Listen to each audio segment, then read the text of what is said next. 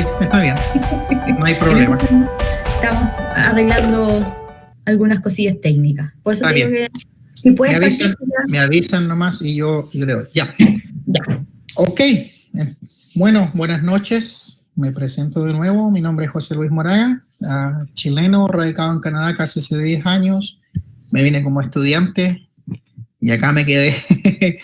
Me vine con mi familia, soy casado hace 16 años, tengo 2 hijas ya grandes, bueno, adolescentes, una de 16 y otra de 12. Y para mí es un placer y un privilegio estar con ustedes. Así que gracias por la invitación y por darme la oportunidad de poder compartir con los amigos de la Escuela Rubik. Quisiera comenzar con una historia personal, para que más o menos vayamos dándole contexto al tema de la justicia, porque al final de lo que vamos a hablar esta noche es acerca de los fundamentos teológicos de la justicia en la Biblia. Y como yo no he tenido el privilegio de conocer personalmente a muchos de los estudiantes,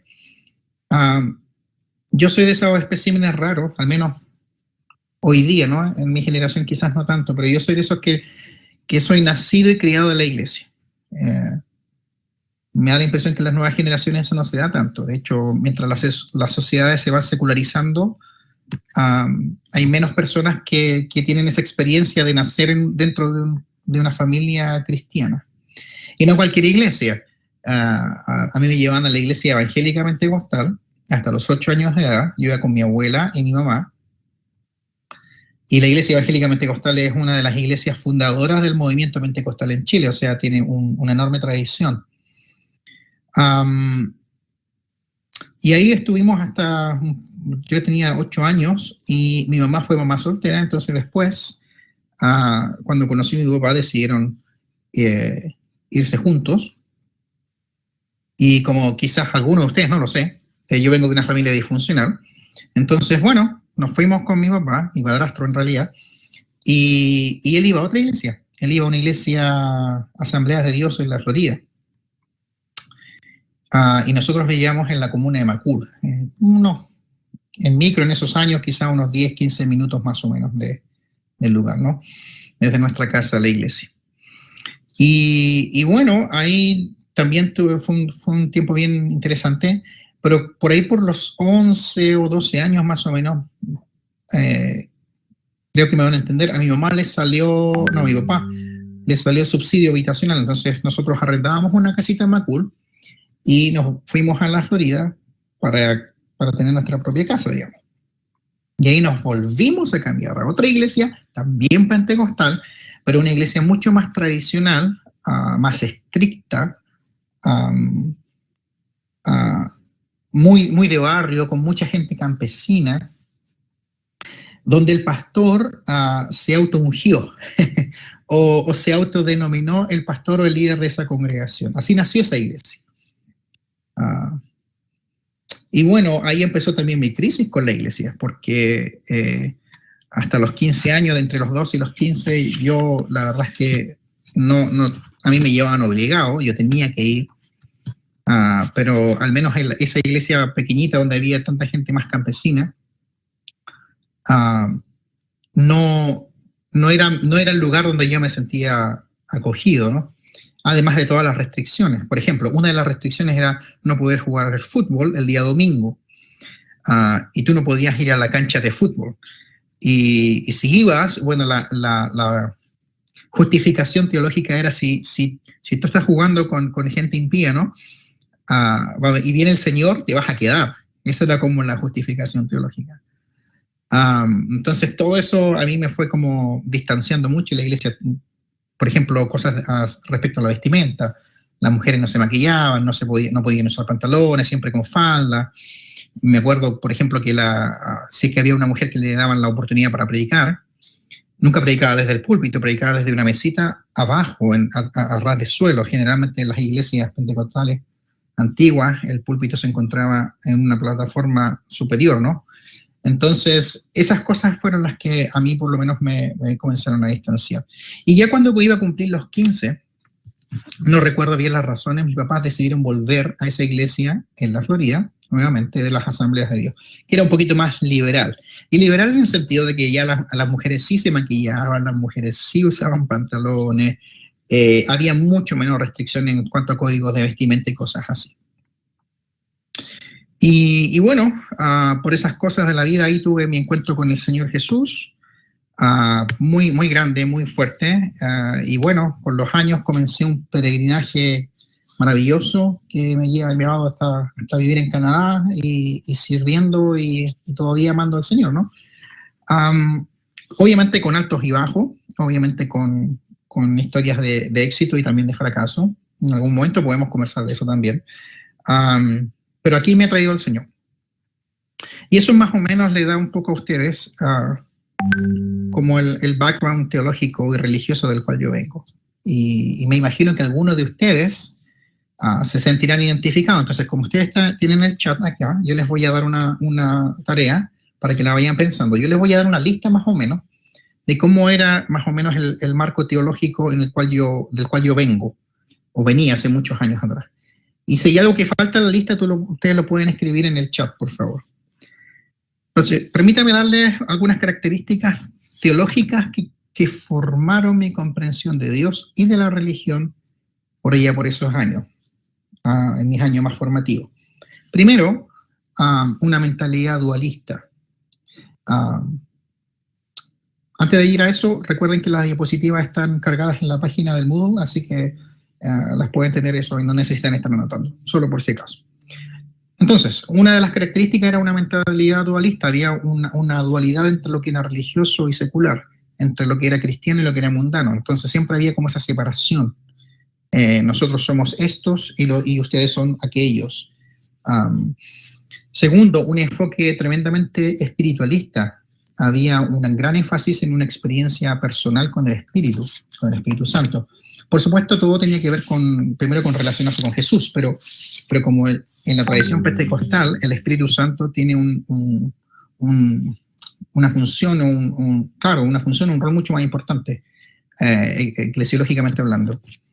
Tercero, un objetivo escapista. Yo lo denomino así, esta idea de irse al cielo, ¿no? Un poco de no importa lo que suceda aquí en la tierra, porque mientras yo me vaya al cielo, todo bien. Cuarto, una mentalidad que estaba en conflicto con el mundo, en oposición a cualquier cosa que se denominara mundo. ¿A qué me refiero con conflicto? Por ejemplo, antieducación, anticiencia y otras cosas más. Yo recuerdo, por ejemplo, que cuando yo era muy niño, algunas personas le decían que no era necesario estudiar una carrera universitaria, por ejemplo, porque si venía el Señor, ¿de qué iba a servir? Yo escuché esas cosas. Y así. ¿Qué más? Un énfasis en lo escatológico. Y muchas de las iglesias pentecostales funcionan bajo un paradigma escatológico. ¿Qué me refiero con escatológico? Me refiero a esta mentalidad de estar siempre mirando los últimos tiempos. ¿Cuándo vuelve Jesús a la tierra y nos lleva al cielo? Esa es como la idea, ¿no? Y el fin del mundo. Siempre estaba como esa dinámica del fin del mundo. Otra más, una actitud fatalista. Era como, bueno, suceda lo que suceda, es voluntad del Señor, el Señor está en control.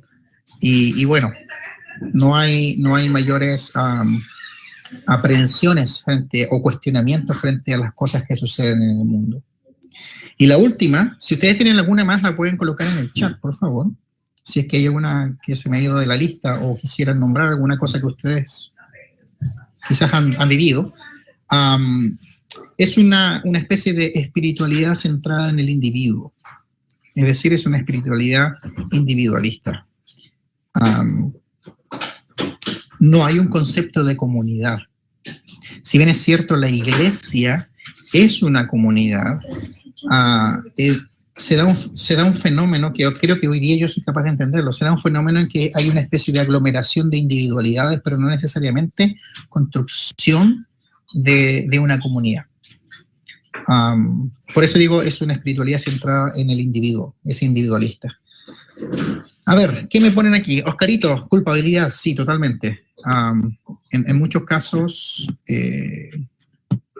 lamentablemente la teología evangélica es culposa. Funciona desde el miedo, ¿no? Y no desde el amor, no desde la justicia, que es lo que vamos a ver ahora. Sufrimiento constante. Yo no sé si les pasará a alguno de los estudiantes lo mismo, pero yo recuerdo que existía esta idea como que había que soportar el sufrimiento. Porque, y se racionalizaba de la siguiente manera: había que soportar el sufrimiento porque Jesús lo había soportado y lo había llevado a la cruz, y bueno, después de la cruz él se iba a la gloria. Hablamos de la resurrección. ¿Cuál es el problema con ese tipo de paradigmas o de declaraciones? Por ejemplo, rápidamente, cuando una mujer es abusada por su esposo física, verbalmente, y el esposo la golpea por 1, 2, 3 veces, y eso se continúa como un patrón durante años, a muchas mujeres todavía, incluso en Canadá, se les dice que tienen que soportar el sufrimiento. Cosa que yo pienso que el Señor no dudo que esté de acuerdo con algo así. Entonces, claro, se plantea esa como idea del sufrimiento constante. ¿Alguno de ustedes se habrá sentido identificado? Ahí me avisan, por favor, a través del chat. Pero esos son más o menos lo que yo vengo, de donde yo vengo, ¿no? Termino esta larga introducción con otra parte de mi historia. Cuando estudié en Canadá, yo me vine a los 32 años. Ya me había graduado del seminario, bueno, primero del Centro de Estudios Teológicos de la Asamblea de Dios, como mi bachiller en ministerio, después del seminario teológico bautista con mi bachiller en teología. Y quería más, ¿no? Quería aprender más de la escritura, más de teología, en fin. Y cuando me vine a Canadá me di cuenta de la vulnerabilidad de la religión, pero también de la Biblia, o de cómo la Biblia se usa. Porque el fenómeno religioso y la Biblia también, en particular, ¿no? Ambos pueden ser usados ya sea como un mecanismo de dominación o domesticación, o un mecanismo de liberación, de transformación de conciencia, de restauración. Y no es que yo no lo supiera, ¿no? Cuando estaba en Chile, no era así. Tenía mis intuiciones, pero yo reconozco, por ejemplo, hoy, que no tenía el vocabulario para poder expresarlo propiamente. Hoy sí lo tengo, ¿no? Entonces, eso el estudio me proveyó esa oportunidad de darle a mis intuiciones y mis inquietudes teológicas una coherencia, un marco en la cual pudiese ser mucho más consistente. Recuerdo por aquellos años, ¿no? Cuando yo tenía unos 20 y 25, ¿no? Cuando yo planteaba, bueno, cosas como el rol de la iglesia frente a la justicia social, eso era comunismo, ¿no? A mí me dijeron varias veces que yo era comunista. O cuando alguien decía, no, hay que poner especial cuidado en la gente vulnerable, bueno, eso es puro marxismo. Y bueno, así era, ¿no? Así se cataloga a ciertas personas que tienen esa como inclinación hacia lo que es justo, hacia lo que es correcto.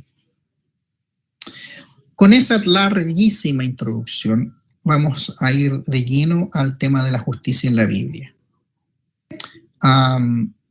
Y esta noche vamos a dialogar acerca de lo que es la palabra justicia en la Biblia.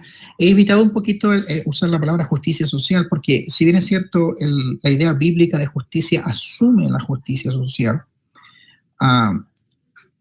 cuando hablamos de justicia social, dentro del marco bíblico es un poco angosto, ¿no? Es muy pequeñito el concepto. La justicia es mucho más amplia, mucho más grande, es mucho más global, es más abarcante.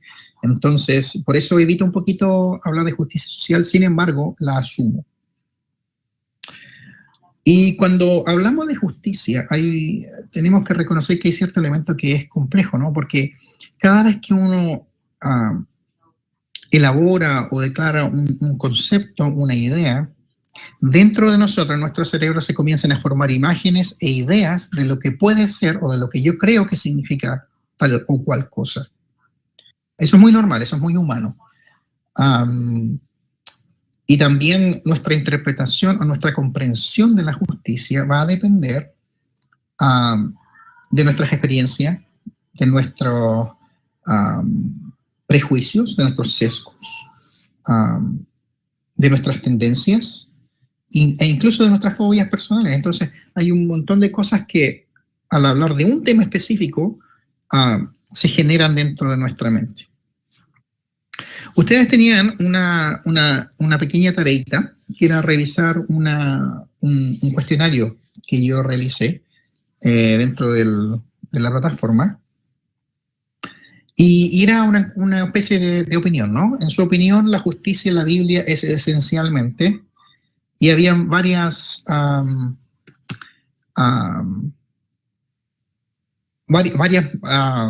¿cómo se dice? Varias respuestas posibles. Varias respuestas posibles. Y bueno, ahí había una que era venganza, castigo, imparcialidad, derecho, rectitud, todas las anteriores o ninguna de las anteriores. Qué bueno. Mira, aquí están las diapositivas. Vamos a avanzar. Estamos aquí. ¿En qué es la justicia? Creo que yo no tengo acceso a ver la respuesta. Vi algunas hace un par de horas atrás. Alguien por ahí había colocado imparcialidad, alguien había colocado por ahí, si no me equivoco, rectitud, alguien colocó todas las anteriores. No sé si alguno de ustedes tiene alguna otra idea, también lo puede colocar en el chat rápidamente. Y si no, está bien. Y también había otra,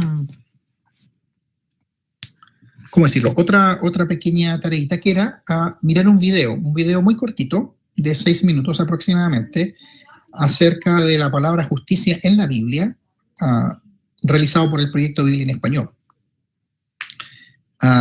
Imagino que ustedes ya lo vieron, así que voy a asumir que ya lo vieron. Y me gustaría saber, a los que ya lo miraron, ¿no? ¿Qué les pareció? Si es que alguno de ustedes tiene alguna idea. Si es que algo cambió. Por ejemplo, a lo mejor alguno de ustedes tenía una idea de justicia dentro de la Biblia y ahora tiene otra idea.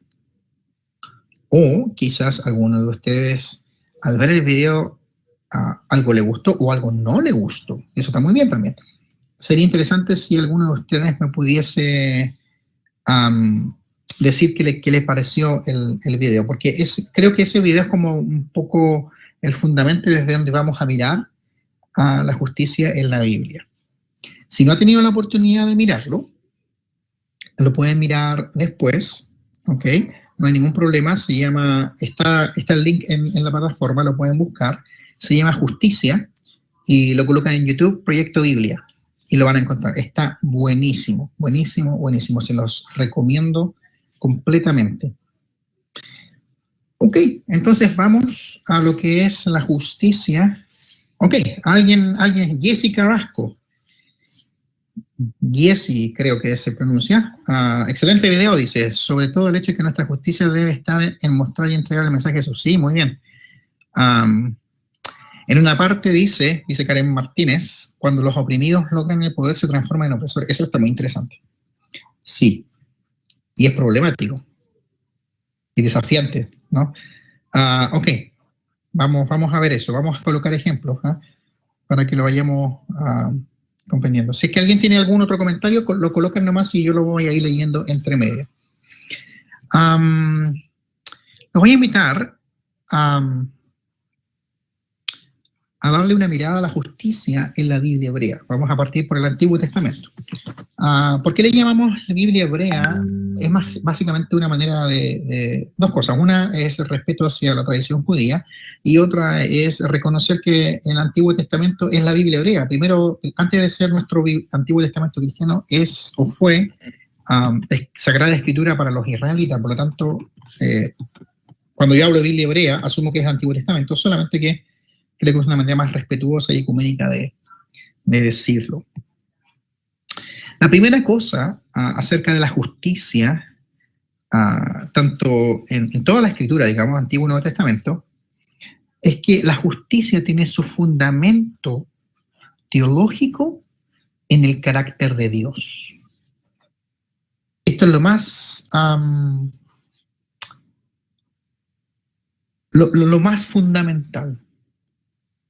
Cuando nosotros queremos entender qué es la justicia en la Biblia, tenemos que ver o responder o preguntarnos primero, ¿quién es Dios? ¿Qué dice la Biblia acerca de quién es Dios? Entonces la justicia se basa, hunde sus raíces en el carácter de Dios, en quién Dios es. ¿Y qué dice la Biblia en términos generales acerca de Dios? Bueno, la Biblia dice que Dios es misericordioso y compasivo. El Nuevo Testamento, especialmente Pablo, coloca gran énfasis en la misericordia y la gracia de Dios. Y vamos a ver un ejemplo. Y como yo sé que hay gente que puede leer, quisiera invitarles, yo tengo varios textos, pero vamos a leer solo algunos porque si no podríamos estar toda la noche acá revisando textos de la Biblia. Entonces yo puse ejemplos nomás. Quiero desarrollar o crear el hambre, ¿no? de que ustedes vayan por más. Pero vamos a ver un texto. Y quisiera pedirle, a ver, Boris Moya, ¿está por ahí? Boris, si tú tienes acceso a un micrófono, ¿podrías leer ese texto, por favor? Y después le voy a pedir a Carolina y después a Celeste. Si no tienen acceso al micrófono, me escriben en el chat, no. y bueno, le pido a otra persona. Pero si alguno de ustedes, o si Boris, por ejemplo, pudiese leer este texto, sería bien bueno. Me voy a dar unos segundos. Ok, está bien, Boris. Lo leo yo entonces. Salmo 145, 8 y 9. El Señor es clemente y compasivo, lento para la ira y grande en amor. El Señor es bueno con todos. Él se compadece de toda su creación. Entonces, de nuevo, la justicia se fundamenta en el carácter de Dios. ¿Quién es Dios? La Biblia no responde nuestras preguntas de la manera en que nosotros estamos acostumbrados, ¿no? No nos da muchas definiciones, asume muchas cosas. La Biblia habla en imágenes, habla en metáforas. No es un documento occidental, no es un documento universitario como los de hoy, es un documento teológico. Y la Biblia nos habla de un Dios que es compasivo, que es clemente. Y esa idea de un Dios de gracia, de un Dios de misericordia, es transversal, es un eje que recorre toda la Escritura. De nuevo, tanto la Biblia hebrea como el Nuevo Testamento. Si alguno se pregunta, pero bueno, hay otros textos que nos hablan, por ejemplo, de un Dios que en algunos momentos trae juicio o castigo. Sí, es verdad, pero no son no es el elemento fundamental, no es el rostro fundamental que la Biblia nos plantea acerca de Dios. Y como clave hermenéutica, yo soy de los que propone que para comprender la Biblia siempre la tenemos que leer a través de Jesús, a través de las enseñanzas de Jesús y a través de las acciones de Jesús. Eso lo dejo ahí. Ok, tenemos entonces que Dios es misericordioso. A ver, Celeste, si es que tienes acceso al micrófono. ¿Se escucha? Sí, dame un segundo. Okay. La segunda cosa, Dios es el creador. Y eso también es transversal y muy fuerte en toda la Biblia hebrea y también en el Nuevo Testamento. Génesis 1:1 dice, en el principio creó Dios los cielos y la tierra. Y ahora sí, Job 38, 4 al 11, por favor. Dice, ¿dónde estabas cuando puse las bases de la tierra? Dímelo, si de veras sabes tanto. Seguramente sabes quién estableció sus dimensiones y quién tendió sobre ella la cinta de medir. ¿Sobre qué están puestos sus cimientos o quién puso su piedra angular? Mientras cantaban a coro las estrellas matutinas y todos los ángeles gritaban de alegría. ¿Quién encerró el mar tras sus compuertas cuando éste brotó del vientre de la tierra? ¿O cuando lo arropé con las nubes y lo envolví en densas tinieblas? ¿O cuando establecí sus límites y en sus compuertas coloqué cerrojos? O cuando le dije, solo hasta aquí puedes llegar, de aquí no pasarán tus orgullosas olas. Muchas gracias, Celeste. Se De agradece. nada. Dios es creador. Y que Dios sea el creador, no solamente que Él creó los cielos, la tierra, el universo y todo lo que en ellos habita, ¿no? Lo que pues, se puede ver y lo que no se ve, o se ve a través del microscopio o del macroscopio, sino que detrás de esa idea del creador también está en que Dios es dueño de la tierra. Dios es dueño de esta creación. Y tiene un propósito para la creación. Tiene un proyecto, una visión, un sueño. Y vamos a conversar al final de la clase acerca de cuál es el sueño de Dios con su creación completa, no solamente con los seres humanos, cosa muy importante. Esa es una distinción muy importante que tenemos que tener en cuenta. Tercero, Dios es justo y protector de los vulnerables. Es como que Dios, de alguna manera, y especialmente lo vemos en los profetas, ¿no? De alguna manera asume una postura en favor de los que son vulnerables en la sociedad. Y eso eso lo hace un Dios justo. Y esa justicia es intrínseca a su ser y sus acciones. Por eso Dios actúa de ciertas maneras frente a ciertas situaciones. Y vamos a pedirle a Rodrigo, si es que tiene micrófono, si pudiese leer el texto siguiente, ¿no? Dios es justo y protector de los vulnerables. Rodrigo, te doy unos segundos. Si no, me dices, no tengo mic, y está bien. Y después, Emanuel, te preparas porque te voy a pedir que leas otro texto también, ¿ok?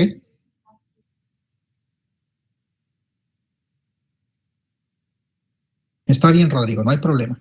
Salmos 10, verso 16 al 18. De nuevo, estos son solo ejemplos. Tengo muchos textos, pero no los podemos leer todos, ¿no? El Señor es Rey eterno. Los paganos serán borrados de su tierra. Tú, Señor, escuchas la petición de los indefensos, les infundes aliento y atiendes a su clamor. Tú defiendes al huérfano y al oprimido, para que el hombre hecho de tierra no siga ya sembrando el terror. Como esto, hay muchos otros salmos y los profetas son muy claros al respecto. Dios asume una postura en favor, por ejemplo, de la viuda, del inmigrante, en fin, ¿no? Entonces tenemos, Dios es misericordioso y compasivo, Dios es el creador, y Dios es justo y protector de los vulnerables. Ahí se fundamenta la justicia de Dios.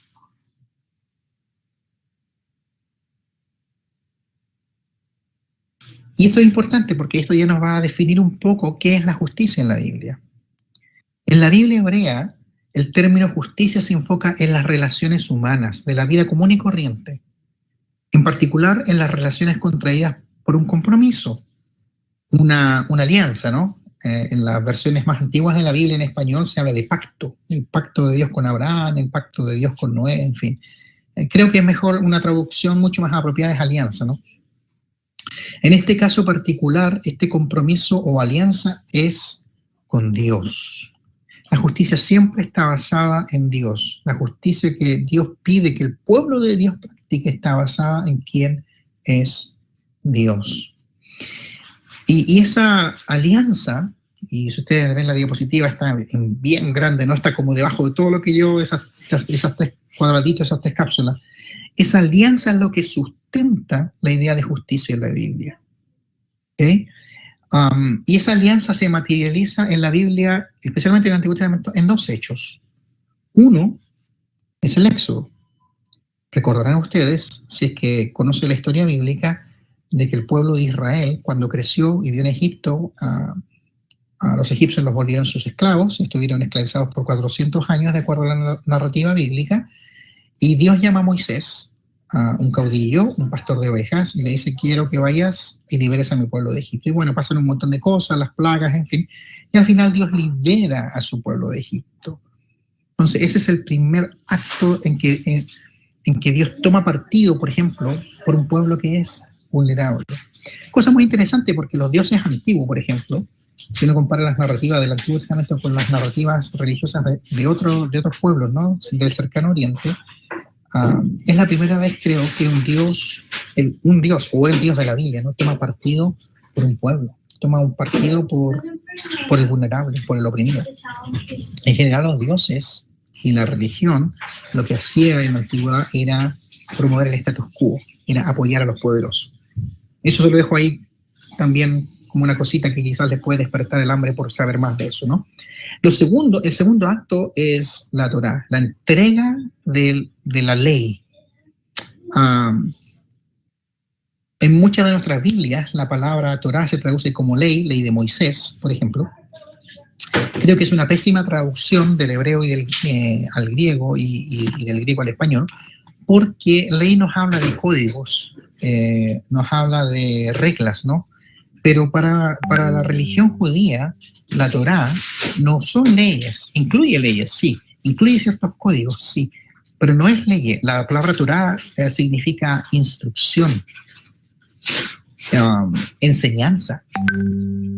Eso significa desde el hebreo al español, instrucción, enseñanza. La Torá significa instrucción y enseñanza. Por lo eso es que el salmista, por ejemplo, en el Salmo 19 y el Salmo 119, encuentra que se puede deleitar en la Torá, se puede deleitar en la ley. ¿Cómo alguien se puede deleitar en la ley de Dios? Como que no tiene mucho sentido. Sin embargo, cuando entendemos que la ley no es ley, sino que es enseñanza, es instrucción, entonces ahí tiene sentido o cobra sentido en Salmo 19 o 119, ¿no? Y bueno, esto nos saca un poquito del aspecto legal. Porque nosotros cuando pensamos acerca de la justicia podemos pensar que nos referimos solamente en términos jurídicos. Y como vamos a ir viendo, ¿no? La justicia en la Biblia es mucho más amplia, sale del marco jurídico, lo incluye, es como la justicia social, incluye la justicia social, incluye el marco jurídico, pero es mucho más grande que eso. Y el derecho israelita, y aquí tengo una cita de un autor que se llama Gerard Berkindere, creo que es un francés, pero no estoy seguro, o suizo. Él dice, el derecho israelita fundamenta la necesidad de proteger y ayudar a la viuda, al huérfano y al inmigrante en el hecho de que el Señor sea a su cargo de su causa, pero también en el origen del pueblo mismo. Rodrigo, si tienes micrófono, anda preparándote, por favor. También Esteban, te voy a pedir si puedes leer, y Felipe, para que estén atentos ahí, por favor.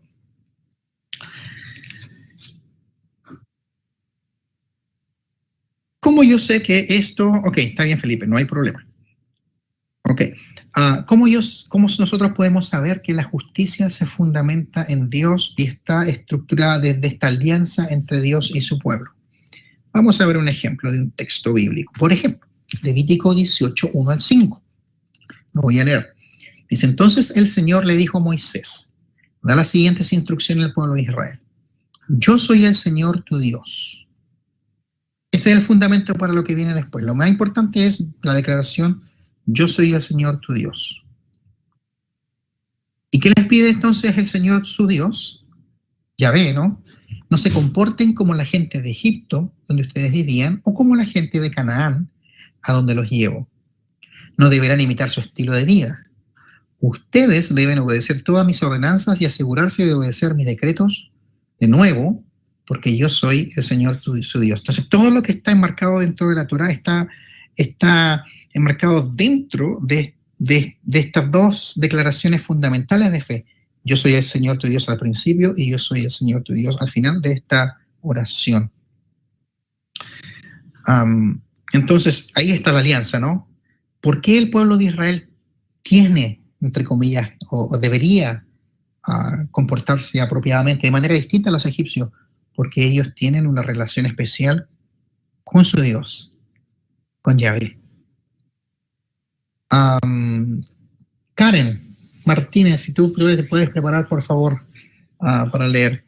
Segundo, el derecho establecía acciones concretas de justicia en la Biblia hebrea. Por ejemplo, hay instrucciones específicas de cómo hacer para cuidar del pobre, de la viuda, del extranjero. Y uno de esos ejemplos es Deuteronomio 24, 19 al 22. Tenemos más ejemplos, pero de nuevo, vamos a poner uno solo. Karen, si lo puedes leer, por favor, sería extraordinario.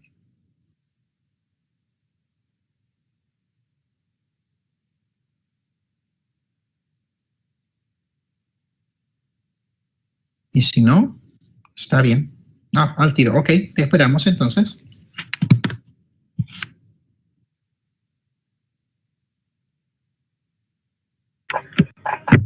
Ya. Dice, cuando ciegues el trigo de tu campo, ayer, ¿no? Sí. Cuando ciegues el trigo de tu campo y dejes algún manojo del campo, no regreses a recogerlo. Déjalo allí para los extranjeros, los huérfanos y las viudas. Así te bendecirá el Señor tu Dios en todo lo que hagas. Cuando sacudas tu olivo, no recorras todas las ramas que dejes tras de ti. Déjalas para los extranjeros, los huérfanos y las viudas. Cuando vendimies tu viña, no rebusques lo que se haya quedado. Déjalo para los extranjeros, los huérfanos y las viudas. Acuérdate de que fuiste esclavo en Egipto. Por lo tanto, yo te mando que actúes así. Muchas gracias. Exactamente. Ahí tenemos un ejemplo concreto, cómo los israelitas tenían que hacer para cuidar, o ser justos, digamos, practicar la justicia con las viudas y con los extranjeros, por ejemplo. Sigamos. ¿Qué se busca con todo esto, no? ¿Qué es lo que Dios busca con todo esto? Dios busca una especie de equilibrio de poder, ¿no? Es como cuando en Chile se habla de emparejar la cancha. Hay personas que comienzan su carrera en la vida desde, supongamos, de una escala de 1 a 100, desde la posición 100, porque tienen muchos privilegios. Otros comienzan desde la posición 90 y tienen que ir escalando. Y otros comienzan desde el 50, y otros comienzan desde el 20, y otros comienzan desde el 10, o sea, desde muy abajo. Y esos que avanzan desde el 10, por ejemplo, a un 90 en esta escala, son personas tremendamente grandiosas porque tienen que luchar con muchas cosas dentro de su propia vida, dentro de la estructura del país para poder llegar a esa posición. Entonces, ¿qué es lo que pretende Dios con estas leyes, por ejemplo, de cosecha? Lo que Dios pretende es que siempre se asume que si Él es el dueño de la tierra, si Él es el dueño de los recursos, si Él es el creador, rey y juez, como lo establecen, por ejemplo, muy claramente y muy bellamente los salmos, si Él es el dueño, Él comparte, quiere que todos esos recursos se compartan con todos. Y cuando hay situaciones de desbalance de poder, por ejemplo, una viuda del Antiguo Testamento no tenía derecho a pensión, no existían las pensiones, no tenía derecho a FONASA, o sea, no podía ir al médico, tenía que costearlo privadamente, y eso era muy caro. Hay algo de eso en el libro de Ruth, algo me dice Oscarito, exactamente. Una viuda estaba completamente vulnerable porque en el mundo antiguo, imagínense, las que son mujeres acá, si hoy día ustedes sienten que la mujer está casi en un segundo plano y que es injusto, por ejemplo, yo también lo creo, por si acaso, yo también pienso que es injusto que una mujer que hace un trabajo y que tiene ciertas capacidades gane menos sueldo que un hombre por hacer el mismo tipo de trabajo, teniendo las mismas calificaciones. Eso es completamente injusto. Bueno, si ustedes van al mundo antiguo, esa brecha de injusticia era mucho más amplia, mucho más profunda. La mujer era considerada ciudadana de tercera o cuarta clase, dependía del marido. Ella solo tenía identidad a través de su marido, era la esposa de. Por lo tanto, todos sus ingresos económicos estaban en directa relación con lo que el marido generaba. ¿Okay? Entonces una viuda en el mundo antiguo quedaba total y absolutamente desprotegida cuando se moría su esposo. Y por lo mismo, entonces Dios pone y dice, bueno, eso es un desbalance, ¿no? Porque ¿quién va a cuidar a esta gente? ¿Quién va a ayudarles? ¿Quién les va a tender una mano? Entonces Dios dice, bueno, aquí hay un desbalance de poder, hay un desbalance de distribución de recursos, entonces Dios dice, ok, vamos a ayudar aquí. Esto es lo que yo le pido a mi pueblo. No, cuando estén cosechando, que no recojan todo, sino que dejen algo para los más pobres. Espero que se entienda, ¿no? Pero no es muy rápido tampoco.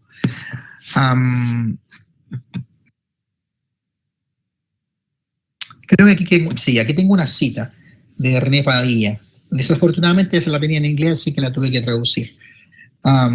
Los términos hebreos mishpat y tzedekah, justicia y rectitud, o justicia y derecho, se traduce muchas veces en el Antiguo Testamento, o los griegos dikaiosune, nuevamente justicia, y crisis ocurre muchísimas veces en la Biblia, eso es muy cierto. Porque Dios es justo en cualquier situación en que el poder es mal usado y el poderoso abusa o se aprovecha del vulnerable, del más débil. Dios toma partido por el vulnerable. Dios toma partido por el más débil. Dios toma partido por el pobre. Esto significa que Dios está a favor del oprimido y en contra del opresor, a favor del explotado y en contra del explotador, a favor de la víctima y en contra del victimizador. A eso se le llama justicia distributiva. Es decir, Dios quiere distribuir este poder entre todos y estos recursos que son para todos, no solamente para unos pocos privilegiados, que también se preguntando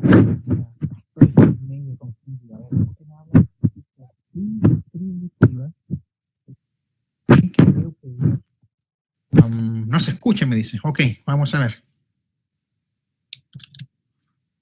¿Ahora sí? Perfecto. Gracias. ¿Dónde nos quedamos? Justicia distributiva, balance de poder. Dios quiere distribuir sus recursos y el mundo que Él ha creado para todos por igual y darle a todos una vida digna. Eso se llama justicia distributiva. En la Biblia a veces también aparece algo de justicia retributiva, es decir, castigo. Y Dios cuando tiene que, por ejemplo, cuando ordena que un juez en el Antiguo Testamento no tiene que negarle la justicia a un pobre frente a un rico, ahí la justicia de Dios es imparcial. Si ustedes se fijan, cuando la justicia es distributiva, Dios es parcial, es decir, toma partido por el más vulnerable. Cuando Dios tiene que tomar una posición frente a una situación de, por ejemplo, de robo, eso también está estipulado en el Antiguo Testamento, bien claro. Bueno, ahí la justicia es imparcial, es decir, se tiene que aplicar, entre comillas, la ley justa. Si alguien te robó una vaca, bueno, si alguien le robó una vaca al vecino en esos tiempos, ¿no? El vecino tenía que devolverle una vaca o el equivalente a una vaca. Tan claro como eso. Entonces, en ese sentido, Dios es imparcial y la justicia no podía ser, no se le podía negar, por ejemplo, a las personas que venían de situaciones más vulnerables. Eso es re importante también. Son conceptos un poco difíciles de captar a veces, pero es re importante tenerlo en cuenta.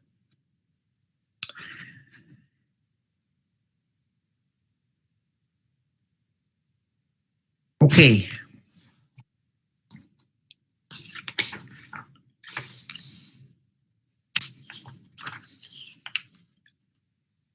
Si bien es cierto, la Torá, ¿no? Lo que conocemos como ley de Moisés, tenía sus estipulaciones bien claritas, lamentablemente el ser humano es un poquito porfiado, entonces Israel no fue la excepción. Cuando hablo de Israel específicamente me refiero en este caso a los gobernantes, a los religiosos que estaban en altas esferas de poder, a los políticos, a los jueces. No respetó, digamos, el consejo divino. No respetaron la justicia. No respetaron este convenio, ¿no? Esta alianza, este como contrato, digamos, con Dios. Y bueno, a través de eso, lo que debía ser la práctica de la justicia como consecuencia del conocimiento de Dios, se rompió. Se rompió. Y bueno, ahí tenemos un texto de cómo eso estaba cómo estaba establecido dentro del derecho israelita, ¿no? Conocimiento de Dios es igual a justicia. Cuando una persona practicaba la justicia, sobre todo en el mundo hebreo, era porque conocía a Dios. Eso es lo que asume el pensamiento bíblico. Entonces, varias veces dice Dios, por ejemplo, a través del profeta: mi pueblo es porfiado, es duro cabeza, no entiende, tardo para oír, y usa un montón de otras metáforas, ¿no? Un ejemplo de esto es Jeremías 5:21 al 29. Escucha esto, pueblo necio e insensato, le dice Dios, que tiene ojos pero no ve, que tiene oídos pero no oye. ¿Acaso no has dejado de temerme?, afirma el Señor. ¿No debieras temblar ante mí? Yo puse arena, de nuevo, esta idea de Dios creador, ¿no? Yo puse la arena como límite del mar, como frontera perpetua e infranqueable, aunque se agiten sus olas. No podrán prevalecer, aunque bramen, no franquearán esa frontera. Pero este pueblo tiene un corazón terco y rebelde. Se ha descarriado, ha sido infiel. No reflexionan ni dicen, temamos al Señor nuestro Dios, quien a su debido tiempo nos da lluvia, las lluvias de otoño y primavera, y nos asegura las semanas señaladas para la cosecha. Y aquí está el problema. Las iniquidades de ustedes les han quitado esos beneficios, sus pecados los han privado de esas bendiciones. Sin duda en mi pueblo hay malvados que están al acecho como cazadores de aves, que ponen trampas para atrapar a la gente. ¿Les suena conocido? Como jaulas llenas de pájaros, llenas de engaño, están en sus casas, por eso se han vuelto poderosos y ricos. Miren qué interesante. Gordos y pedantes, sus obras de maldad no tienen límite. ¿Y cuál es el problema? No le hacen justicia al huérfano, para que su causa prospere, ni defienden tampoco el derecho de los menesterosos. Y no los he de castigar por eso, no he de vengarme de semejante nación, afirma el Señor. ¡Wow! Fuertes declaraciones dirían por ahí, ¿no? Clarísimo, ¿no? Clarísimo. Si ustedes se fijan, no estamos hablando de una cuestión netamente religiosa, estamos hablando de justicia para el pobre, justicia para el menesteroso, justicia para el huérfano. Quizás es importante señalar que en el mundo antiguo, en el mundo de la Biblia, no hay separación entre el mundo, digamos, jurídico, el mundo religioso, o el mundo religioso y el mundo político, o el mundo de la familia con el mundo de la religión. No existe esa separación, esa compartimentalización de las cosas. Al contrario, en el mundo de la Biblia todo está entremezclado, es como un plato de fideos, ¿no? Un plato de tallarines. Es como alguien de repente hace una broma, ¿no? Es como pelea de serpientes, ¿no? Es todo entrelazado. Es como una madeja de lana que está toda enredada. Bueno, así es el mundo de la Biblia. Exactamente, Oscarito, las vacas de Basán en Oseas. Mi pueblo fue destruido, dice Oseas 4:6, ¿no? Porque le faltó conocimiento. No, y interesante porque la palabra conocimiento en la Biblia no es información. No es que le faltó teología. No es que no tenían Biblia para leer o para escuchar, digamos. Sino que no fueron incapaces de poner en práctica lo que Dios les pedía, porque no conocían a Dios. Ese es como el trasfondo. Ok, ejemplos de injusticia en Israel y Judá. Creo que no voy a alcanzar a cubrir todo, ya me estoy asustando, creo que he hablado demasiado. Ejemplos de injusticia, los voy a nombrar rapidito nomás, pero como tienen la diapositiva, voy a confiar en que ustedes les van a dar una miradita a esos textos. Sería muy importante que le echaran una miradita a esos textos, una leída, ¿no? Y quizás lo podemos conversar en algún foro. Pero yo coloqué muy poquitos ejemplos, pero para que nos hagamos una idea. Confiscación de tierra. Los ricos y poderosos confiscaban las tierras de los que eran más pobres. Obviamente a la mala, es decir, a través de engaño, a través de coacción, a través de presiones indebidas, etc. Explotación y opresión, eso también se da en bastantes casos. Y cosas que estaban prohibidas por lo demás, cosas que estaban prohibidas. Hay denegación de justicia, es decir, se favorece al poderoso en contraposición con el vulnerable. Y eso ya genera un problema grandísimo en Israel. Y por eso, bueno, teológicamente hablando, es que Dios también un poco, ¿cómo decirlo? Está en disputa, ¿no? Entra en una disputa personal con Israel. Estamos hablando en un lenguaje teológico, ¿no? Es importante también hacer esa distinción. Dios entra en una especie de corte, ¿no? Diciendo juez no de abogado defensor, ¿cómo se llama esto? De abogado perseguidor o prosecutor, creo que se llama. Fiscal, esa era la palabra que estaba buscando. Es como un fiscal, ¿no? Que acusa a Israel. ¿Y de qué lo acusa? Y para mí el mejor resumen, quizás uno de los más bellos del Antiguo Testamento, está en Miqueas 6 al 8. Porque aquí ven un poco también esta mezcla, ¿no? Entre el mundo religioso, mundo político, mundo social. Está todo mezclado en la Biblia. No hay separación, como en nuestro mundo, por ejemplo. Miqueas 6 al 8 dice, ¿cómo podré acercarme al Señor y postrarme ante el Dios Altísimo? Esa es una declaración religiosa, ¿verdad? ¿Podré presentarme con holocaustos o con becerros de un año? ¿Se complacerá el Señor con miles de carneros o 10,000 arroyos de aceite? ¿Ofreceré mi primogénito por mi delito o al fruto de mis entrañas por mi pecado? Esas son preguntas retóricas, porque la respuesta la da en el mismo texto, ¿no? Dice, ya te ha dicho o ya te ha declarado lo que es bueno. En el hebreo dice, oh hombre, ¿no? O ser humano, hombre o mujer. Ya tú sabes lo que el Señor pide de ti, ya sabes lo que tienes que hacer, básicamente. ¿Y cómo lo resume Miqueas? Dice, bueno, ya se te ha dicho lo que de ti espera el Señor. 1, practicar la justicia, amar la misericordia y humillarte ante tu Dios. Tres cosas que en nuestra sociedad son totalmente, parece que están totalmente separadas, que no tienen ninguna relación. La Biblia las junta. Es como que plantea que la verdadera devoción a Dios, la verdadera adoración, la verdadera relación con Dios se manifiesta a través de la misericordia, a través de la justicia y a través de esta postura de humildad, ¿no? Delante del Señor. Ahí lo vamos a dejar por el Antiguo Testamento, porque ya me llevo 70 minutos y se me va la hora. Pido perdón. Ok, vamos al Nuevo Testamento entonces, rápidamente. Si tienen preguntas o algo, me las pueden hacer en el chat y yo voy a intentar responder hacia el final. Si no alcanzan a responderla, podemos conversarlas en un foro también, ¿ok? No hay problema con eso. Bueno, esa es la base de todo el pensamiento de Jesús. Entonces lo que viene ahora es Jesús. Voy a saltar esa, está muy linda esa, pero me la voy a saltar. Jesús, el reino de justicia y la buena nueva para los pobres, o a los pobres. Cuando Jesús, y esto es importante también, muy importante, porque Jesús, cuando usa la escritura, ¿cómo decirlo? Jesús es muy inteligente, muy sabio, muy vivo, en términos chilenos. Si hay alguien que me está escuchando de otros países, me pregunta después qué significa, pero es como muy pillo.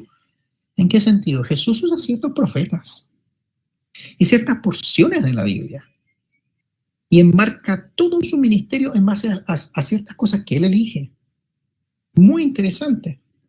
Por ejemplo, este texto de Lucas, cuando él está citando Isaías 61. ¿Qué dice Lucas 4, 14 al 21? Bueno, vamos a leer una parte. Dice, Jesús regresó a Galilea en el poder del Espíritu y se extendió su fama por toda aquella región. Enseñaba en las sinagogas y todos lo admiraban. Fue a Nazaret, su ciudad, digamos, la ciudad de residencia, donde se había criado, y un sábado entró en la sinagoga, como era su costumbre. Miren, interesante, Jesús nunca deja de ser judío. Otra cosa importante. Se levantó para hacer la lectura y le entregaron el libro del profeta Isaías. Ahora, aquí hay una cosa interesante. Un libro, para nosotros es algo que se abre, ¿no? Y tiene páginas. Entonces uno va dando vuelta y busca lo que quiere encontrar. En el caso de Jesús es un rollo.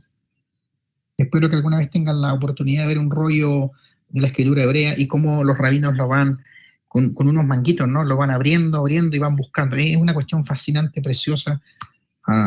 Ojalá tengan la oportunidad de buscarlo, por ejemplo, en YouTube o en algún video por ahí. Es muy bello. Bueno, Jesús buscó en el rollo este pasaje. Eso es lo que dice el griego, que buscó este pasaje. ¿Ok? El del profeta Isaías. Y al desenrollarlo, por eso habla de desenrollarlo, ¿no? Porque es un rollo, encontró el lugar donde está escrito. Y aquí comienza a citar el profeta. El Espíritu del Señor está sobre mí, por cuanto me ha ungido para anunciar las buenas nuevas a los pobres, me ha enviado a proclamar libertad a los cautivos, dar vista a los ciegos y a poner en libertad a los oprimidos, a pregonar el año agradable o del favor del Señor. ¡Pum! Se acabó. Pero el texto de Isaías dice, y a proclamar venganza. Pero Jesús lo corta. Justo ahí dice, no. Entonces Jesús elige, muy interesante, elige qué rostro, qué Dios él quiere retratar. Muy importante esto, muy, muy importante.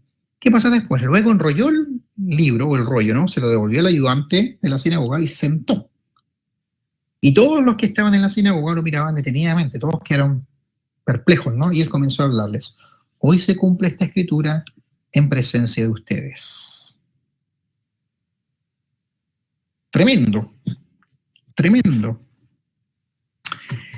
El primer sermón de Jesús, por lo que más o menos sabemos, está al principio de su ministerio, eso lo dice Lucas, ¿no? Y es en una sinagoga, como su sermón oficial, ¿no? En la sinagoga de Nazaret. Y Lucas coloca justo esta historia después de la tentación, ¿no? Cuando Jesús comienza, perdón, después del bautismo y de la tentación. Cuando Jesús comienza oficialmente su ministerio. Cuando Jesús comienza oficialmente su ministerio, después del bautismo y después de la tentación. Y bueno, se va a la sinagoga, se va donde todos lo conocen y comienza a predicar, ¿no?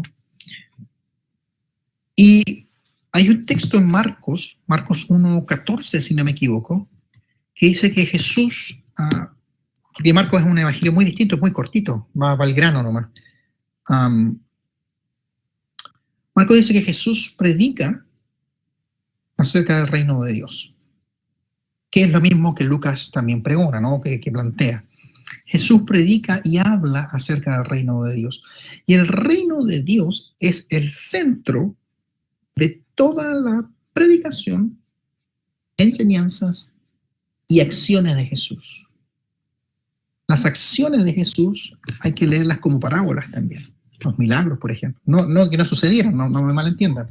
No me refiero a que no hayan sucedido, me refiero a que hay que entenderlas como parábolas en el sentido que sus acciones están diciendo algo, sus acciones también enseñan. Espero que se entienda bien. Entonces, que Jesús predica en el reino de Dios está atestiguado en los 4 evangelios, está clarísimo, más que claro. Así que ahí les muestro, ¿no?, la diapositiva y pueden buscar esos textos.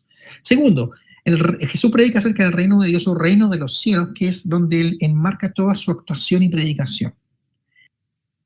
Ojo con eso, cuando Mateo usa reino de los cielos, por ejemplo, no significa que Mateo habla del reino de los que Jesús habla de un reino que está en los cielos y los otros evangelios hablan, por ejemplo, Marcos y Lucas hablan de un reino de Dios. Es la misma cosa, es solamente una cuestión lingüística. Como Mateo estaba dirigido a los judíos y los judíos trataban de evitar el nombre de Dios, entonces Mateo intenta evitar usar el nombre de Dios y por eso habla del reino de los cielos. Eso básicamente. Técnicamente eso se llama una circunlocución. Y Juan nunca habla del reino de Dios. Bueno, 2 veces nomás, en realidad. Pero Juan utiliza un término que es equivalente y que se llama vida eterna. Si ustedes leen el Evangelio de Juan completito de tapa a tapa y comienzan a entender el concepto vida eterna en Juan, en el Evangelio, se dan a dar cuenta que la vida eterna tiene las mismas características que el reino de Dios. Es una cuestión que se anticipaba en el futuro, pero que Jesús dice es aquí y ahora. El reino de Dios está presente. Y esa es quizás la novedad de la predicación de Jesús. Jesús dice, hey, el reino de Dios ha arribado conmigo aquí. Y la vida eterna también ha arribado con Jesús en su momento histórico. ¿Okay? Ahora, el reino de Dios, digamos, tiene sus raíces, no es un concepto nuevo en el Nuevo Testamento, es algo que tiene sus raíces en la historia hebrea, ¿no?, en la Biblia hebrea. La palabra reino proviene del hebreo malkut y del griego basileia, y se refiere a la relación de soberanía que un rey establece y mantiene sobre sus súbditos. Solo de forma indirecta significa también una entidad territorial, el territorio en que viven esos súbditos. ¿A qué me refiero? A que el reino de Dios en realidad es el reinado de Dios.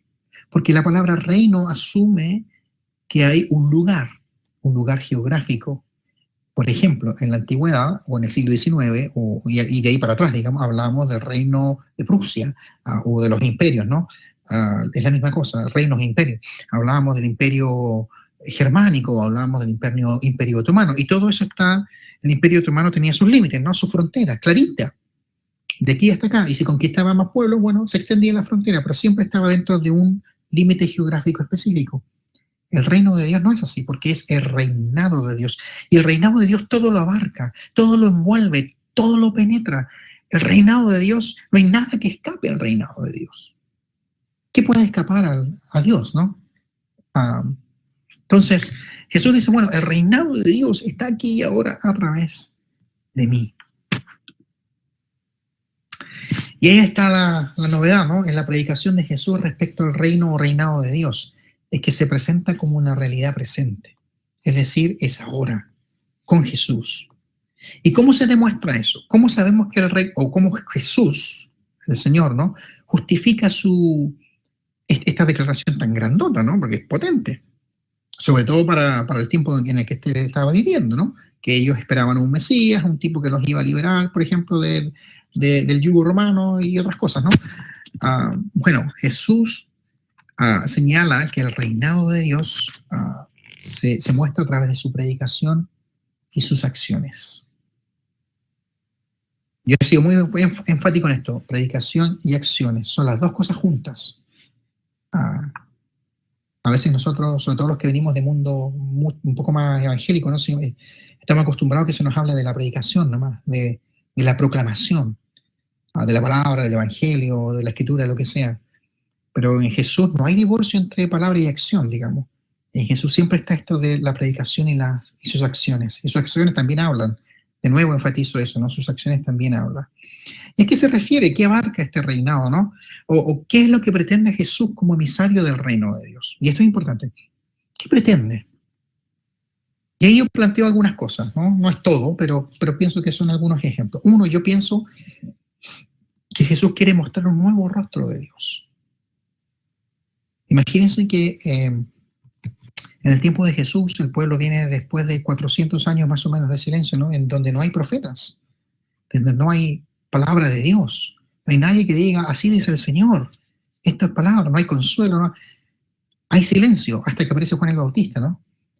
Y después llega Jesús. Y no es que no hubiesen habido personas con rasgos mesiánicos o caudillos, militares, políticos, en fin, antes de Jesús, porque los hubieron Mesías antes de Jesús. Pero ¿qué es lo que pretende Jesús? Jesús viene con una claridad mental muy, suena redundante, ¿no? Viene con una claridad muy clara.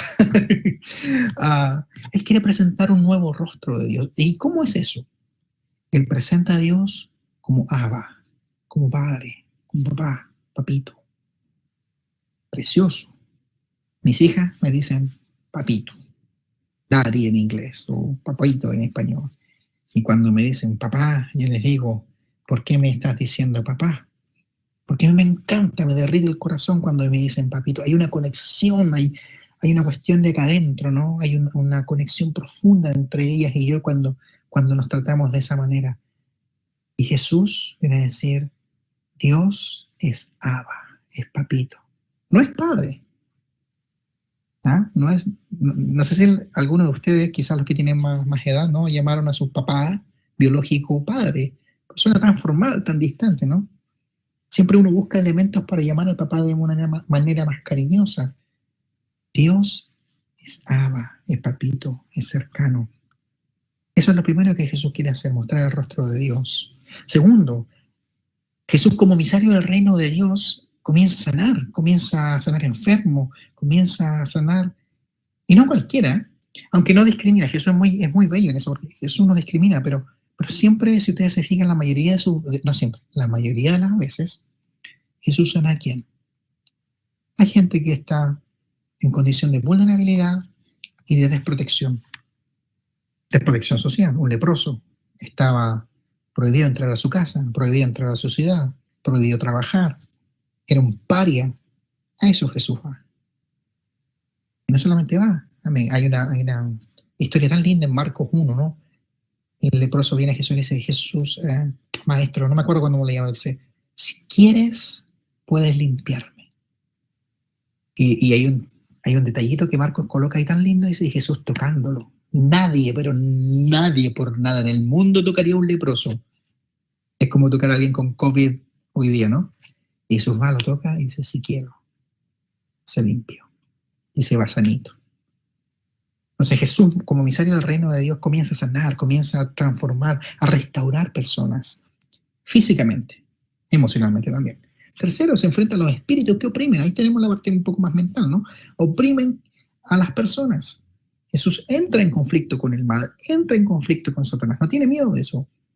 Y expulsa demonios, porque el reino de Dios está aquí. Altera conceptos de dominación y servicio. ¿Se acuerdan ustedes de la historia cuando Jesús, creo que son los hijos de Zebedeo, ¿no? Viene la mamá con sus dos hijitos, ¿no? Y le dice, Señor, cuando vengas en tu reino, quiero que coloques a uno a tu derecha y otro a la izquierda. Y Jesús le dice, eso no me corresponde a mí hacerlo, ¿no? O designarlo. Y Jesús trae un niño, les coloca un niño y le dice, bueno, ustedes han escuchado que la gente de autoridad y de poder buscan ser servidos. Bueno, entre vosotros no va a ser así. Ustedes están para servir. Es como que da vuelta, ¿no? Esta idea tan humana de querer ser servido, ¿no? De querer ser aplaudido, en fin. Prioriza al ser humano por encima de la religión. Para mí eso me encanta acerca de Jesús. Están en día sábado, por ejemplo. Estaba prohibido hacer algo en día sábado. Y en un momento él va caminando con sus discípulos por los campos y los discípulos tienen hambre y comienzan a sacar en día sábado espigas y se las comen. Fruta silvestre. Eso estaba prohibido en la Torá, especialmente en códigos religiosos del tiempo de Jesús. Y Jesús le dice, bueno, obviamente los religiosos de la época acusan a Jesús. Dicen, eso no corresponde. Y Jesús le dice, bueno, ¿no se acuerdan que David cuando iba huyendo con su ejército también entró al templo y se comió los panes sagrados? Bueno, acá es lo mismo. Jesús siempre prioriza al ser humano. Y eso pastoralmente, teológicamente y pastoralmente hablando, es extremadamente importante.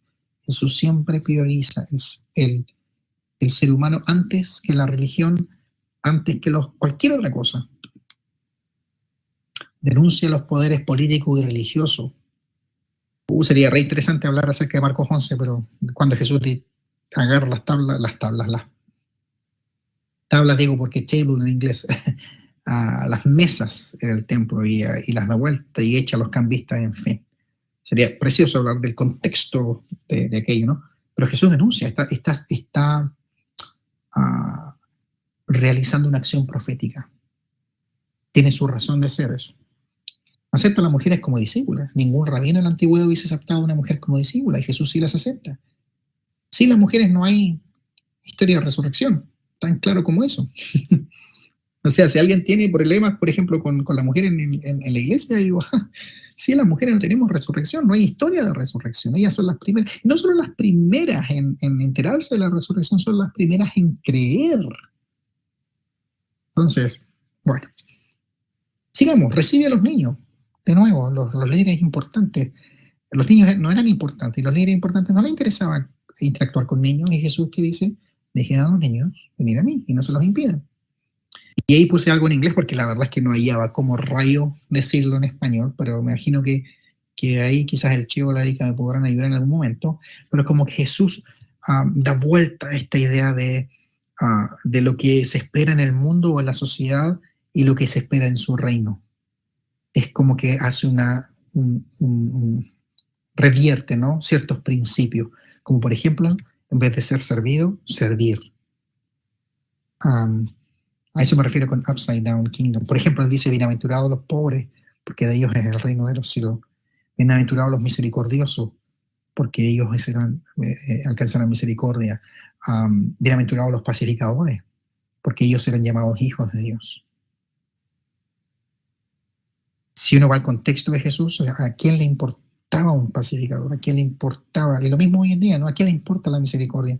Bueno, quizás ahora en tiempos de vulnerabilidad, ¿no? Y de COVID-19, como que estamos recién volviendo nuevamente a esos principios elementales de la vida, ¿no? Entonces, bueno, reversión, ¿no? O revierte los principios. Me encanta esta definición de Decio Sánchez Cetina. Él dice, el reino de Dios, de acuerdo con la enseñanza de Jesucristo, es un orden libre de toda dominación, caracterizado por el compañerismo, la interdependencia, la igualdad de oportunidades y el respeto mutuo que atraviesa todo tipo de diferencias entre los seres humanos.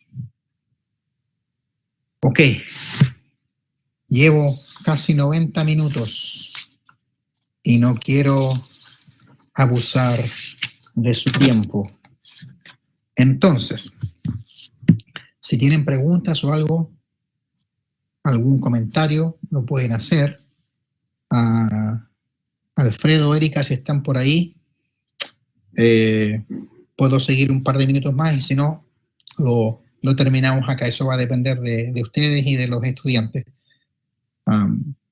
No, como de nuevo, no quiero abusar de su tiempo, tomar más tiempo que corresponde.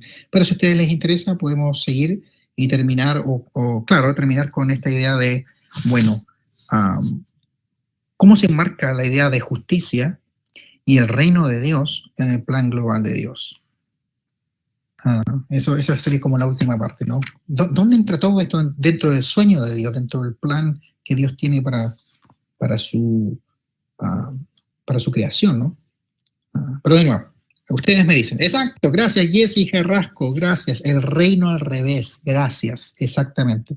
Porque Jesús da vuelta a todos los parámetros, y es intencional, si no es una cuestión, no es solamente que los da vuelta, Él es intencional en desarrollar eso. ¿Por qué? Porque Él dice, este es el reino de Dios, y en mi reino las cosas van a funcionar de una manera distinta, de una manera diferente. Entonces, si uno ve, por ejemplo, la idea del reino de Dios y el ministerio de Jesús, Jesús de nuevo, ¿qué hace?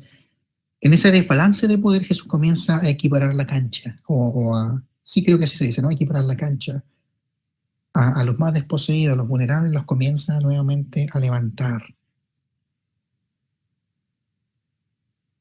Erika Martínez, sigue nomás. Ok. Dígame, Celeste. Oh, qué buena. ¿Cómo se relacionan los conceptos de reino de Dios, justicia y la idea de infierno? No alcanzamos a ver, por ejemplo, hay un concepto que también que está en la Biblia, que es justicia retributiva. Es decir, como de castigo, ¿no? Siempre lo que busca la penalización. Yo creo que esencialmente, esta es como mi comprensión de la Biblia, ¿no? Esencialmente la idea de justicia y reino de Dios en la Biblia siempre es distributiva, se busca bien para todos, y es restaurativa. Pero en la Biblia también incluye algunos elementos de justicia retributiva. ¿A qué me refiero con retribución? La justicia retributiva busca proporcionarle a una persona lo que se merece, es castigadora, es punitiva. La justicia restaurativa, en cambio, trata de componer relaciones, no niega el proceso, por ejemplo, no niega el daño, no busca necesariamente la reconciliación, pero se enfoca más en la reparación. Por ejemplo, la justicia en Chile es punitiva, es retributiva. Tú robaste algo, te meten en la cárcel. A no ser que seas de los ricos y poderosos y te coludas, ¿verdad? Te mandan a clases de ética. Pero si tú eres una persona como un ciudadano, como una ciudadana común y corriente, te mandan a la cárcel. Lo que intenta, por ejemplo, la justicia retributiva es que ya que estás en la cárcel, comenzar a trabajar para que esa persona comience un proceso de cambio y transformación. Y cuando vuelva a la cárcel, o sea, cuando salga de la cárcel, vuelva a integrarse nuevamente en la sociedad.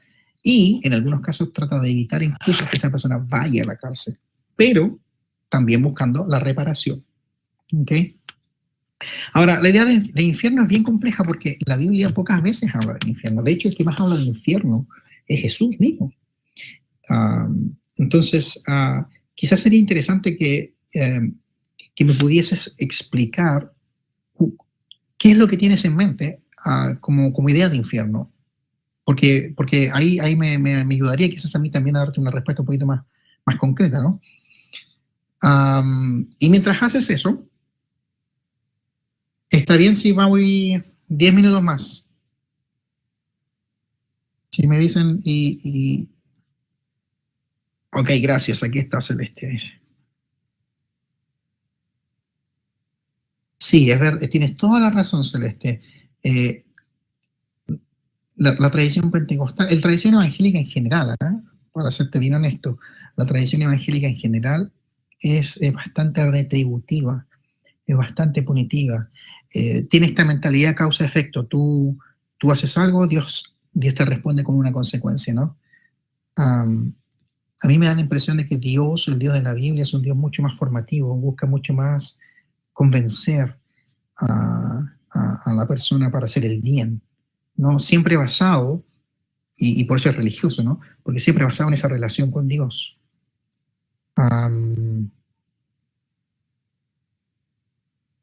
Ok, voy a seguir 10 minutos más y si no me cortan. Ustedes me dicen. Voy a terminar con esto. Teníamos entonces justicia del Antiguo Testamento, vimos el reino de Dios, que funcionan en base a la misma idea, ¿no? A un reino que es más horizontal. El reino de Dios, por ejemplo, cuando yo les colocaba el caso de Jesús aceptando a las mujeres, es un reino más horizontal. Eso no se hacía en su tiempo. Eso no se hacía ni siquiera en el Antiguo Testamento y Jesús rompe con ese esquema. Cuando Jesús acepta a los niños, la misma cosa. Cuando Jesús invita a sus discípulos a servir, no a ser servido, la misma cosa. Es decir, es un reino. La base del reino de Dios es la justicia. Por eso es un reino de justicia. Es un reino que intenta reparar, digamos, a lo que está quebrado. Intenta restaurar lo que está dañado. ¿Cómo se enmarca esto entonces dentro de la narrativa global de la Biblia?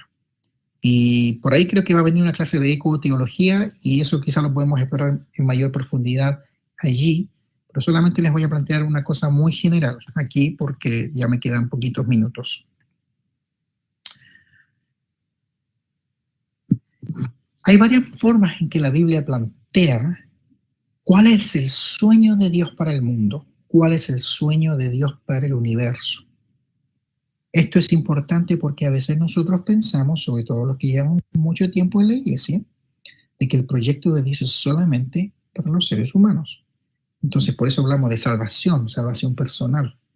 Yo creo que la salvación es mucho más grande que eso, de acuerdo a lo que me plantea en la Biblia. Entonces, como la Biblia habla en metáforas, en imágenes, ¿no? Una imagen es que la narrativa bíblica parte desde la creación y se mueve todita hasta una nueva creación. Hay algunas personas que por ejemplo, pueden utilizar la imagen del jardín. La Biblia comienza con un jardín del Edén, y termina con las mismas imágenes de un nuevo jardín. Por ejemplo, toda la imagen del templo en el Apocalipsis son imágenes de un jardín. Un río, por ejemplo, recorriendo, que sale desde el templo. ¿Cómo explico eso? Eso es una metáfora, eso es una imagen. Entonces, desde un jardín a otro jardín. Otra persona podría decir el proyecto de Dios, que a mí también me encanta personalmente, es un proyecto de shalom. Shalom es la palabra hebrea para paz. Pero es mucho más que paz, es bienestar, es salud, es prosperidad, abarca un montón de cosas. Si ustedes van a Génesis 2, por ejemplo, lo interesante cuando Dios crea al ser humano, hombre y mujer, es que ambos, hombre y mujer, son imagen de Dios. No es el hombre imagen de Dios solamente, no es la mujer imagen de Dios solamente, ambos son creados a la imagen de Dios. Y esa idea de haber sido creado a la imagen de Dios es muy interesante porque detrás de eso está la idea de que Dios quiere compartir su poder y su autoridad con los seres humanos. Hombre y mujer. De nuevo, aquí no hay relaciones verticales, hay relaciones horizontales. Ese es el mundo ideal de Dios, ¿ok? Donde hombre y mujer son creados a la imagen de Dios, donde Dios es el creador y dueño de la tierra, pero que comparte su autoridad con los seres humanos, donde tanto hombre como mujer tienen la responsabilidad de trabajar y cuidar el jardín. A veces pensamos nosotros que la idea del trabajo viene como castigo por la caída, y no es así. No, ellos tenían que trabajar antes del pecado, antes que el pecado apareciera. Tenían que cultivar el jardín, los dos, y crear, qué sé yo, fructificar, multiplicar, que dice Dios, y crear nuevas familias, y crear nuevas sociedades, y crear nuevas ciudades. Era co-crear. Esa es la idea. Cuarto, hay una relación de mutualidad, respeto y cooperación. Hombre y mujer no están en oposición, sino en cooperación. Esa es la imagen ideal de Génesis 2. Otra imagen preciosa, cielo y tierra, cielo como Dios, el mundo de Dios y el mundo humano están unidos. No es una simbiosis, no es que están mezclados, pero se juntan y no hay problema con eso. Es decir, Dios, si ustedes se recordarán en Génesis, una narrativa bíblica plantea de que Dios bajaba todas las tardes al jardín y estaba en comunión, ¿no?, con los seres humanos, de nuevo, hombre y mujer. Hay una especie de cohabitación en el jardín. Y los dos mundos, el mundo de Dios y el mundo humano, por un ratito estaban unidos.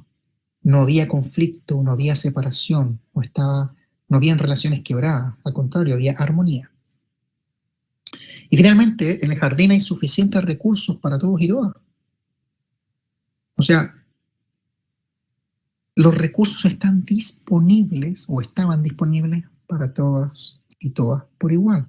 Solamente que tenían que trabajar la tierra y cultivar el jardín, tanto Adán como Eva. ¿Qué pasó? Génesis 3 nos habla de que la historia de que la serpiente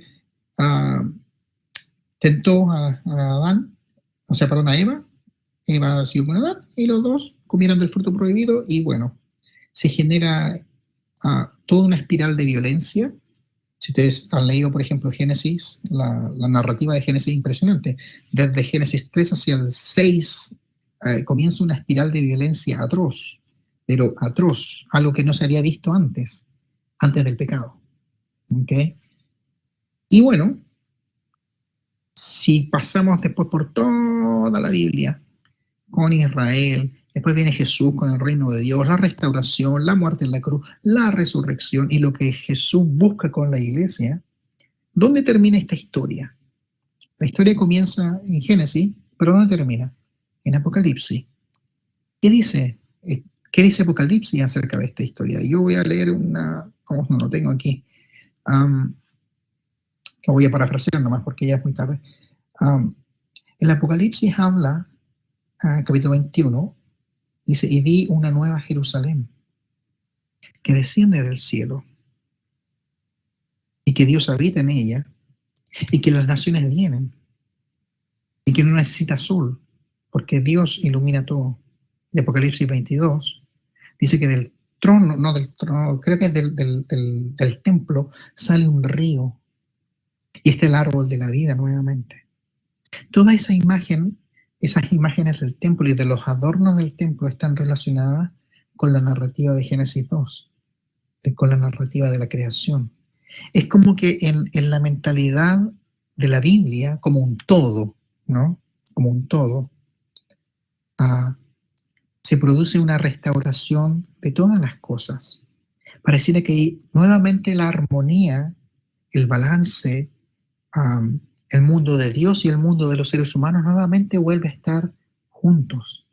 No como ahora, que ahora están separados y que gracias a la acción de la iglesia y el reinado de Dios van habiendo pequeños elementos aquí y allá, pequeñas señales del reino de Dios, de ese reino futuro que va a venir en algún día y que todos esperamos que venga, ¿no? Todos queremos ese desenlace final en que al final de los tiempos o cuando sea, ¿no?, Dios instaure su reino y nuevamente haya armonía, nuevamente haya shalom, haya restauración, haya salud, haya prosperidad, haya paz, haya justicia para todos y todas. En eso se enmarca, en estos dos conceptos. Desde una creación se mueve la narrativa bíblica hacia una nueva creación. Ahí está el sueño de Dios, ahí está el proyecto de Dios, y que involucra a todo el universo, a todo el cosmos, involucra todo lo que vemos y lo que no vemos.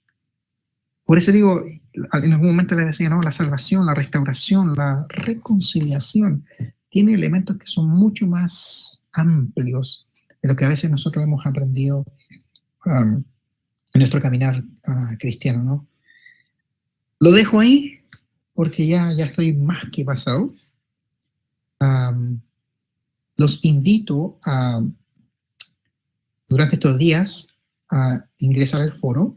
Hay 2 preguntas allí por favor, interactúen. Yo también puedo interactuar en algún momento.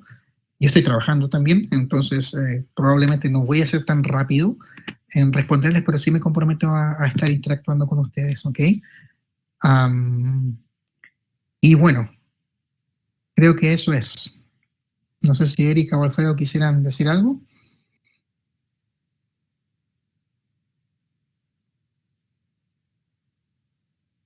Yo ya necesito un agua o algo, he hablado demasiado.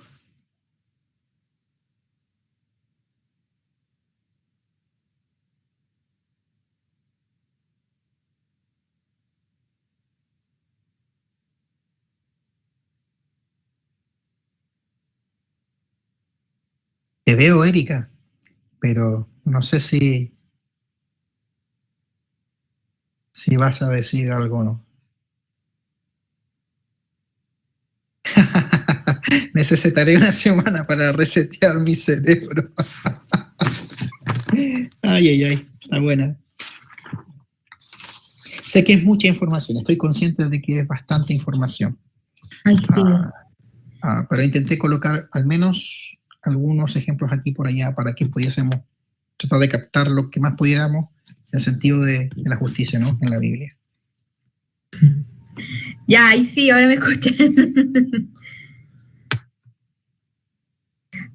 Antes de terminar, quisiera preguntar a los chicos si se quedan con alguna duda. Ahora es el momento. No, los chicos están contentos. Bueno, José Luis nos va a estar acompañando de todas formas en la clase de ecoteología, así que ahí, si hay alguna duda, también pueden hacerla ahí cuando dé la otra clase. Sí, así que cualquier duda, de todas maneras, la puedan hacer en el foro. José dejó algunas preguntas para que ustedes las vayan respondiendo y también hacer ahí academia a través del foro. Vamos a estar atentos a las respuestas también para ocuparlas también en ecoteología, que es la clase que se viene con José Luis.